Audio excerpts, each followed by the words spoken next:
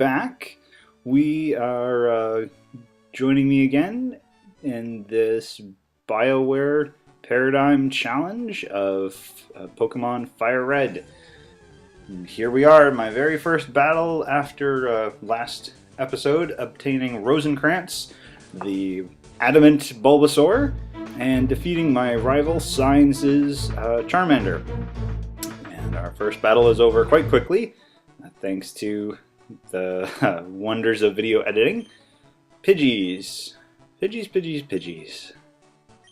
I never thought they looked like pigeons very much, but they're like one of the few Pokemon out there that just sort of look like a critter that you could look out your window and see. They look like a bird. Like, yeah, I've seen a bird like that before. You don't look outside and you see a purple rat very often. Excuse me. And there is Rosencrantz's level up. Some new stats, looking pretty good. Speed is dragging behind, but his defense stats are doing what they need to.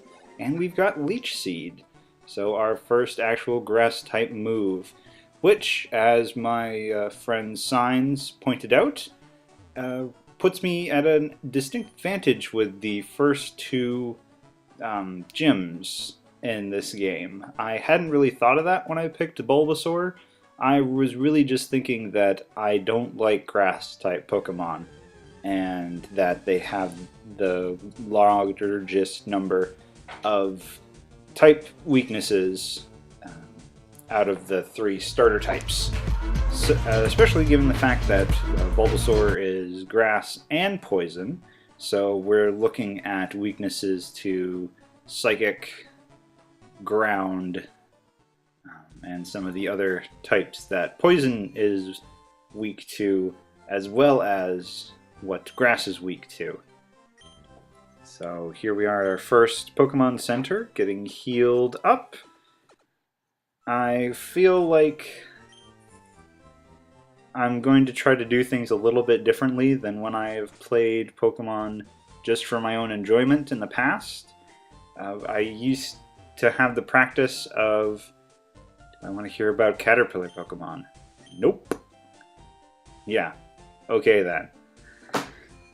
What was I saying? I was one of those people that would shuffle back and forth in the long grass on a regular basis and roll into town with extremely high level Pokemon and just sort of steamroll. And I want to avoid that in this challenge because, well, I want to make it challenging. I'm already only going to be using 2 Pokemon, and it's going to be a while before I get my Psyduck. So, you know, of all of the things that this game does, yeah, of all the things this game does to tell you that you can't go someplace, they decided to drop some crotchety old man in the middle of the road. That's some of the things that I love about this game, is just the little gems like that, where you're not really thinking about it, but there's some funny stuff in Pokemon that doesn't really have to do with the Pokemon.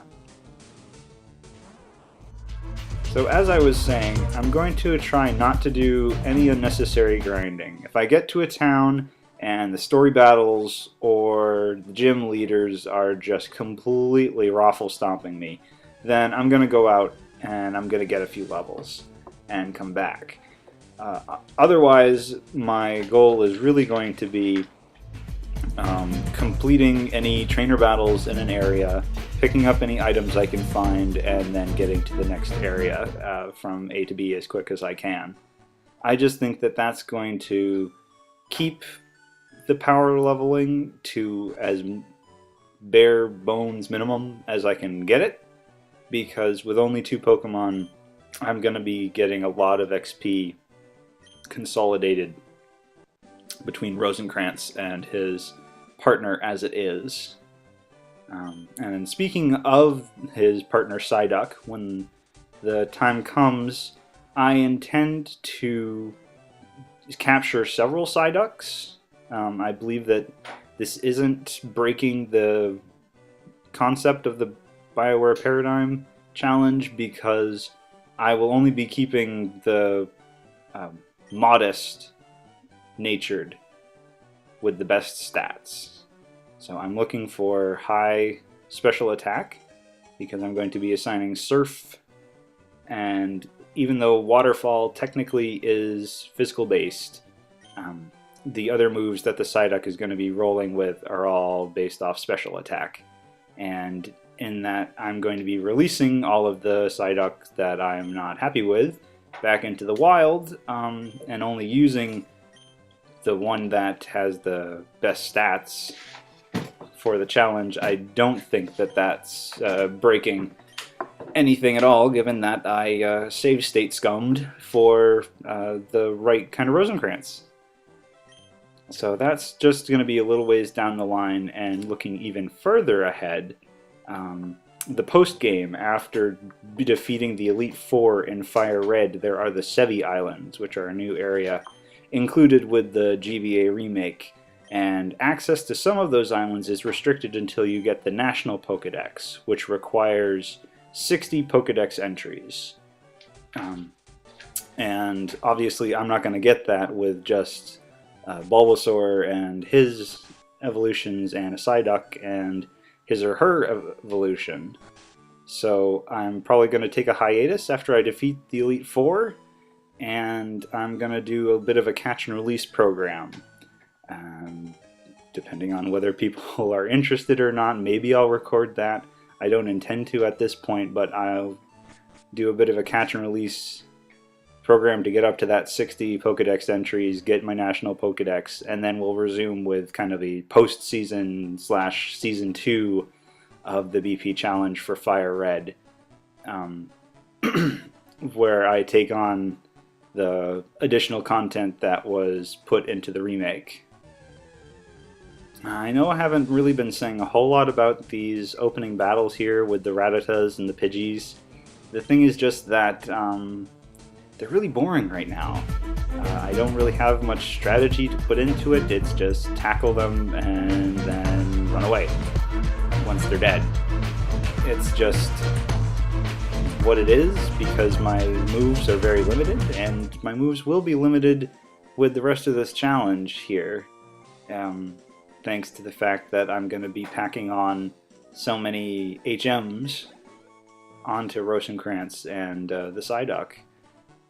Though I have put in a little bit of research and a little bit of strategy. I know eventually Rosencrantz is going to end up wielding Cut, Rock Smash, Strength, and Solar Beam, purely as the strongest grass-type move that he's going to have access to. And I plan on, like I said, giving the Psyduck Surf, Waterfall, Confusion, just to hang on to that nice Psychic ace in the hole. And I know that after defeating Misty, I will get a TM for Water Pulse, which is a nice move that also adds Confusion and is Water-type. So that's going to be going on the Psyduck to continue some mechanics and get that tasty same type attack bonus. So here I am at my first trip into the Pokemart, actually being able to buy anything, and frankly the only thing that I'm going to need are potions. So that's a little prohibitive, going all the way to 10, because I've already got a few in my bag. I'm going to go down to, 4. If I buy 4, then I'll have 5. If I pick up any more along the way, then that'll be good, because I'm going to try not to sort of jump in the grass, flop around, go to the Poke Center, get healed up, repeat. That's kind of my modus operandi for playing these games normally, so I'd like to get away from that. And so we're just going to walk away. There's a little bush for cutting when that time finally comes. And this is not the way I'm meant to go. That's the way to Victory Road, and there's no need to go into those bushes because I'm not going to be capturing any Mankeys or Nidorans. Oh, there's an item. And it's potion. Fair enough. Put it in the items pocket. Gonna speed up a little bit here and do some phase walking. and get stuck in those weird turtle shell hedges. And the old man has had his coffee. I can relate. There's a red box. It's a Pokedex. And how do you know that? The Pokedex was just invented by Professor Oak. This is a secret high-tech device. You creepy, creepy old man. How do you know about it? And now you're going to show me how to do something that I've done for countless generations of this game. I don't even know, do the other games show you how to capture Pokemon? I think Ruby, Emerald, and Sapphire do, because your alternate will show you how to capture a Pokemon. Gosh, maybe they do. It's kind of funny, but I guess each one is built so that somebody can pick up the latest version and play it like they've never played any before. And yes, the signs are the only thing less useful than the TGTV. I've never used the TGTV. It's kind of fun to say though.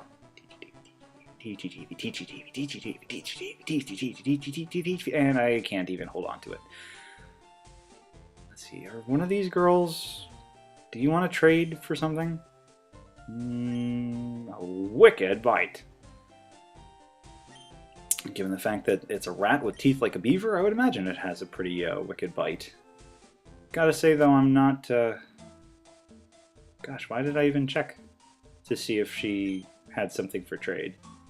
Now, when it comes to one-time Pokemon, like Snorlax or the Eevee that you get up on top of the building, I am going to hang on to those, or at least some of them I may capture along the way and keep to add toward that 60 just to save myself some time. But all in all, and I'm stuck in a tree. Oh, and here's our first trainer battle with Bugcatcher Rick. Maybe the Snotlo's little kid of Ranger Rick. Gonna throw some bugs at me. Now, if they were high enough level where they actually had bug-type moves, I would be worried. But where we're both just gonna be swinging... Oh, well, nope, he's got Poison Sting, but it didn't... Not poison, so no worries. Oh, String Shot, you poor fool. And level 9! Let's see, what do we got for stats now? Nice. Like a house. House made out of a giant onion on the back of a weird spotted dog thing. So that's the end of this episode. I think I'm going to cut it off here, and see you all next time.